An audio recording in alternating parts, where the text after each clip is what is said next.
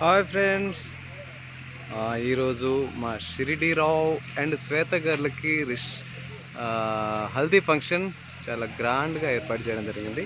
ఇది అయినవల్ దగ్గర కృషి రిసార్ట్.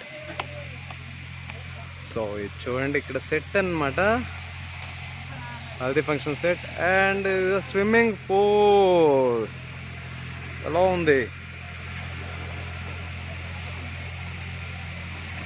అక్కడ వచ్చేసి మాకు నైట్ సంగీత్ కోసం సెట్.